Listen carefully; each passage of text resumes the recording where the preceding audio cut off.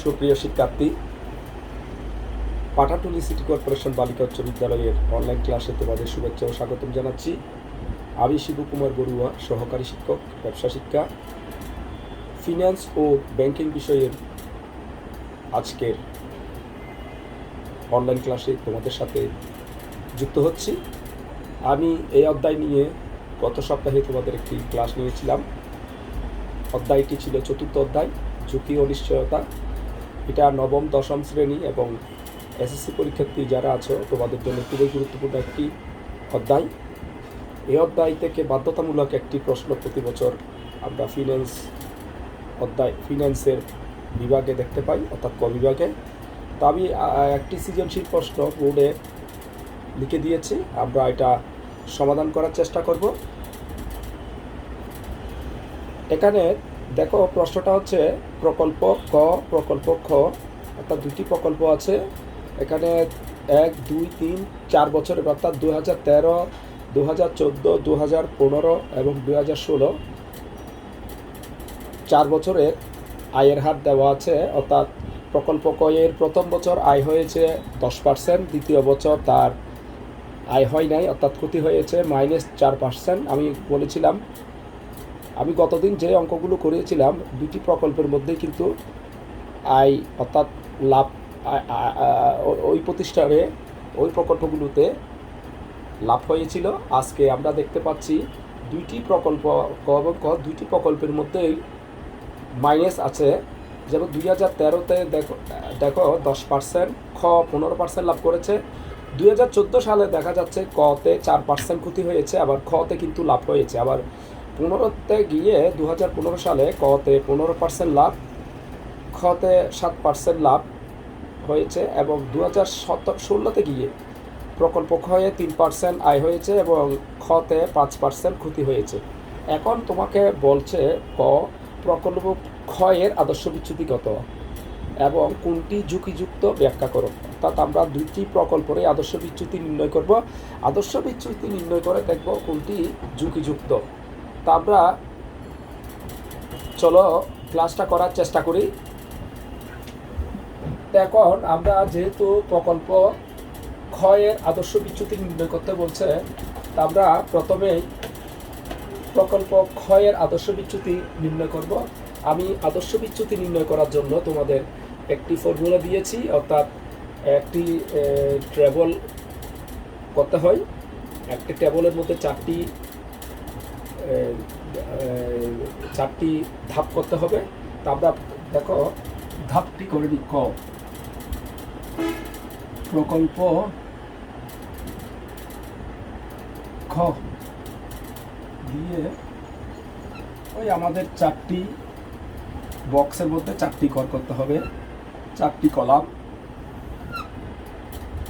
1, 2, 3, 4। এদিকে যেহেতু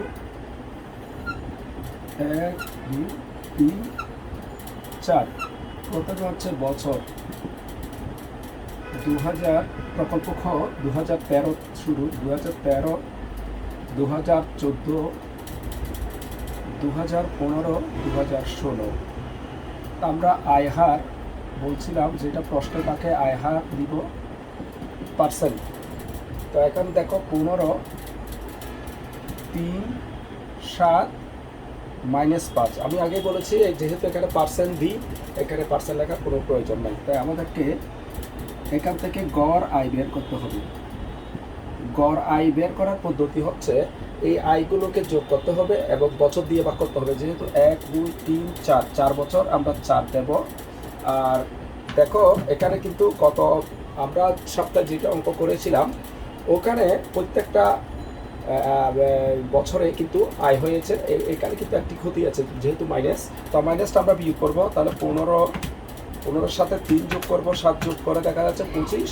25 থেকে 5 বিয়োগ করবো, বিয়োগ করলে 20 হয়। 20 করলে হচ্ছে 5%। অর্থাৎ এগুলো যোগ করে, তিনটা যোগ করবে, এটা বিয়োগ করে 20 হয়। 4 দিয়ে ভাগ করলে 5%। এরপর হচ্ছে গড় ব্যবধান। আমি গড় ব্যবধান কি বলছিলাম? আয় বিয়োগ গড় হার। আয় বিয়োগ গড় হার, গড় ব্যবধান। আমরা যেহেতু আই আগে বলছি আই লিখে ফেলবো 3 7 -5, অর্থাৎ যেহেতু গড় ব্যবধান সমান আয় বিয়োগ গড় হার, তো আমরা কি করব এই আয় হারগুলো আগে লিখে ফেলবো এখান থেকে দেখে দেখে, এরপর গড় হারটা লিখবো 5% দেওয়ার প্রয়োজন নেই, 5 ওই মাইনাস আছে সেই জন্য -5 -5।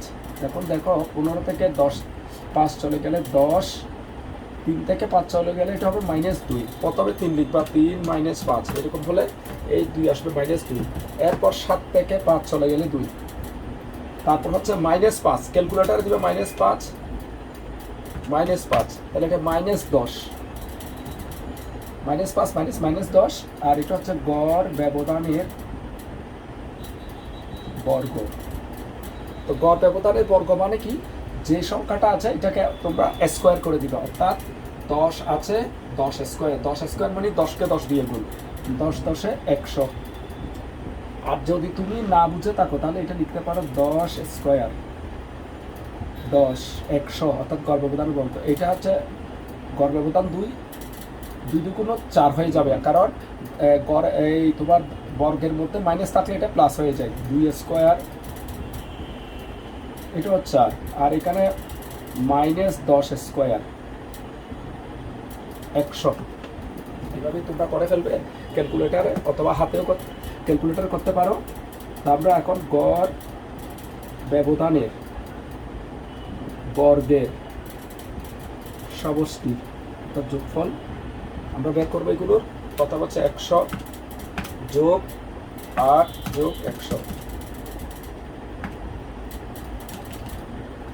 100 8 100 208 গড় ব্যবধানের বর্গের সমষ্টি, এগুলো আমরা যোগ করে ফেলবো সমষ্টি। সুতরাং আদর্শ বিচ্যুতি, আমাদেরকে যেহেতু আদর্শ বিচ্যুতি বলছে, তা আদর্শ বিচ্যুতির সূত্র আমরা কি বলেছিলাম, রুট গড় ব্যবধানের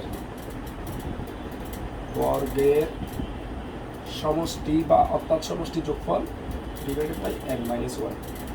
তো আমরা এখন কি করবো, ওই গড় ব্যবধানের সমষ্টি যেটা বের হয়েছে 208 লিখবো, n মানে বছর, 4 বছর, 4 বিয়োগ 1, তাহলে 208 3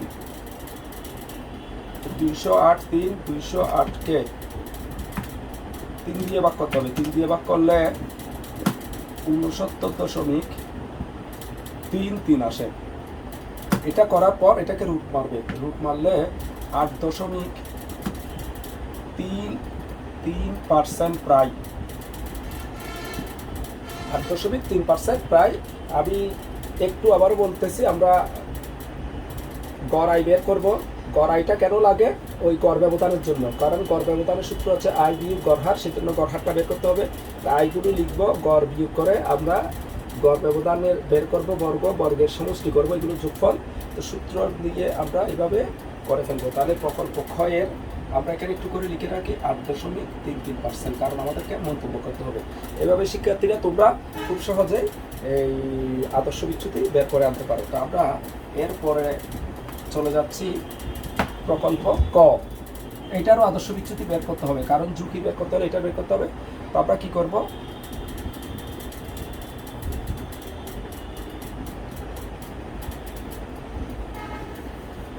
দেখো একইভাবে, অর্থাৎ আমরা যেভাবে ক্ষয়ের আদর্শ বিচ্যুতি বের করেছি এই টেবুলার ফর্মে, এইখানে একই কাজ আমাদেরকে করতে হবে। এটা খুব সহজেই তোমরা অঙ্কগুলো করতে পারবে, কোনো সমস্যা হবে না। তা আমরা এখন গড় আয় এখানে 4, যেহেতু 4 বছর এটাও, তো আমরা এখানে সূত্রের মধ্যে n সমান 4 লিখতে পারি, 4 বিয়োগ 1।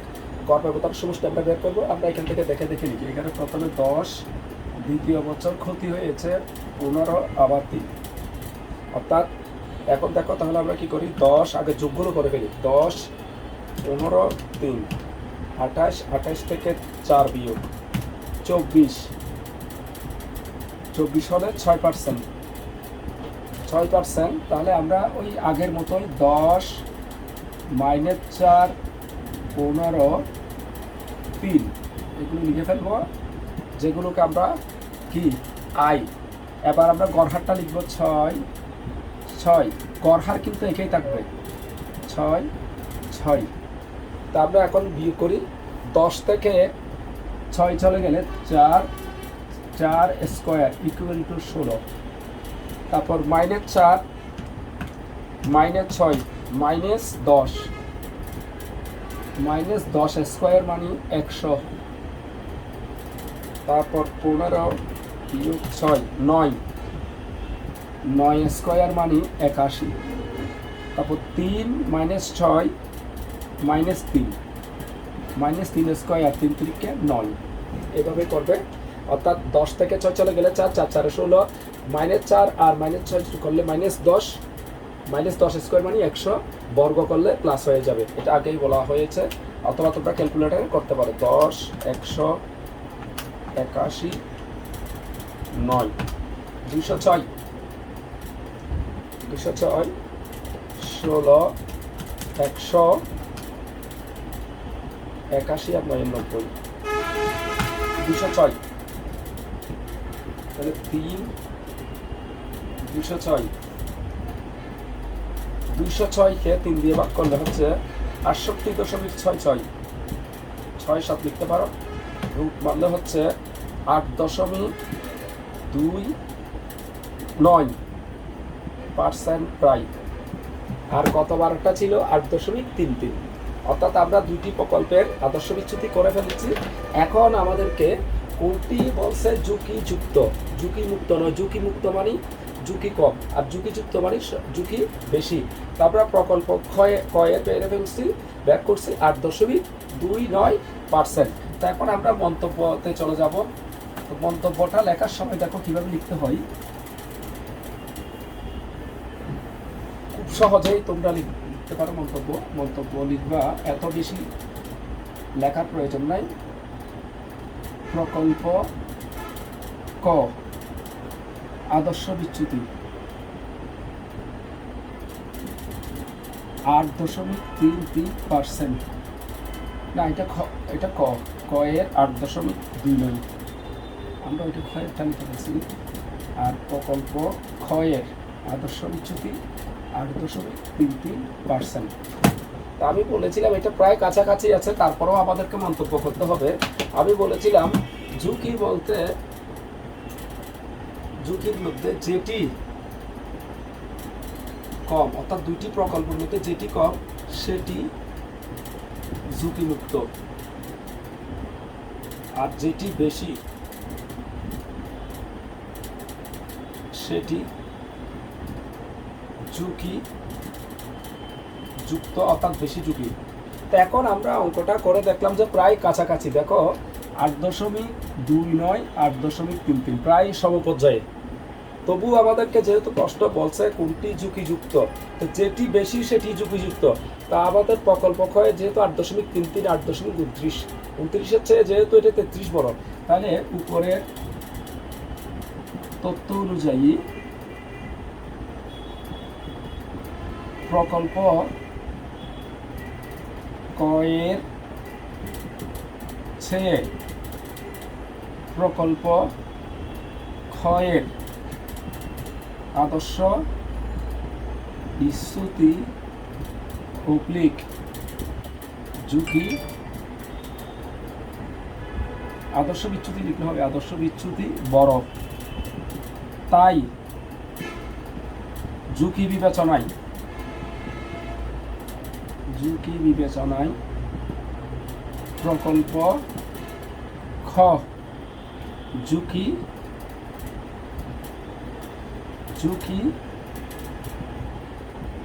যুক্ত, যেহেতু এটি বড় এটি ঝুঁকিযুক্ত। এতটুকু লিখলে হবে। আমাদের প্রশ্নে যা বলবে আমরা তদ্রুপ লিখবো, এখানে মন্তব্যতে বেশি লেখার প্রয়োজন নাই। তো তোমরা বাসায় এইভাবে আরও অঙ্ক করতে পারো। যেমন একটা বইয়ের মধ্যে কাজ আছে, 10 বছরের গড়াই দেওয়া আছে, এখানে একটা ক্ষতিও দেওয়া আছে। তোমরা বাসায় একটা কাজ আছে, এই কাজটা করার চেষ্টা করবে। অর্থাৎ ঝুঁকির প্রশ্নের এই চ্যাপ্টারের মধ্যে আছে 10 বছরের গড়াই দেওয়া হয়েছে, 10 বছরের গড়াই থেকে আদর্শ বিচ্যুতি বা ঝুঁকি বের করতে হবে। তো তোমরা এটা 10 দিয়ে ভাগ করবে তখন, অর্থাৎ গড় আয় যোগ করে 10 দিয়ে ভাগ করবে। তারপর এইভাবে আমি যেভাবে করেছি এভাবেই করবা, বাসায় চেষ্টা করবা। তা আমি মনে করি আমার এই দুটি ক্লাস যদি তোমরা মনোযোগ সহকারে শ্রবণ করো এবং বাসায় প্র্যাকটিস করো, তাহলে এই অধ্যায় থেকে তোমরা অঙ্ক করতে পারবে। এবং দেখবে তোমাদের বিভিন্ন অনুশীলনী বই আছে, তারপর টেস্ট পেপার আছে, তো ওইখানে তোমাদের বিভিন্ন অনেক স্কুল আছে, বিভিন্ন ভালো ভালো স্কুলের অঙ্ক আছে, তোমরা ওইখান থেকে বাছাই করে আরও কিছু অঙ্ক করতে পারো। তা আমি মনে করি আমরা যে দুটি চ্যাপ্টার করেছি, এই দুটি চ্যাপ্টার যদি ফলো করো, তাহলে তোমরা এই চ্যাপ্টার থেকে অঙ্কগুলো করতে পারবে। আর এর বাইরে আসলে কোনো প্রশ্ন নাই, এখানে আরও থিওরি আছে। তো থিওরিগুলো আসলে আমরা এখানে যেহেতু অনলাইন ক্লাস, এখানে থিওরি ক্লাসগুলো নেওয়ার চেষ্টা করতেছি না, এগুলো স্কুল খুললে আমি থিওরি ক্লাসগুলো নেওয়ার চেষ্টা করবো। তো তোমরা এই 7 নাম্বার, এখানে কিন্তু 7 নাম্বার পাবে। তো জ্ঞান ও অনুধাবন ক খ আমি করিনি, তো 7 নাম্বার হচ্ছে কীভাবে, এটাতে 3, আর এটা হচ্ছে 4, আর 1 ক খ হচ্ছে তোমার 1 2 জ্ঞান অনুধাবন এখানে আমাদের নাই। তো তোমরা 4 3 7 পেবে যদি এই মানে আমি যেভাবে করিয়েছি এভাবে তোমরা বাসায় প্র্যাকটিস করো। তো তোমরা আরও প্র্যাকটিস করবে। তোমাদেরকে সবাইকে অঙ্ক করার জন্য আমি কি বলবো, বাসায় অঙ্ক করার চেষ্টা করবে। যদি কোনো সমস্যা থাকে তাহলে আমরা যখন স্কুল খুলবে তখন আমি তোমাদেরকে এগুলো আরও বোঝানোর চেষ্টা করবো। যদি না বুঝে থাকো, তবে আমি যেভাবে করিয়েছি তোমরা বাসায় মানে এগুলো করার চেষ্টা করবে। আমাকে সবাইকে সুস্বাগতম জানিয়ে আজকের ক্লাস এখানে শেষ করছি। সবাইকে ধন্যবাদ।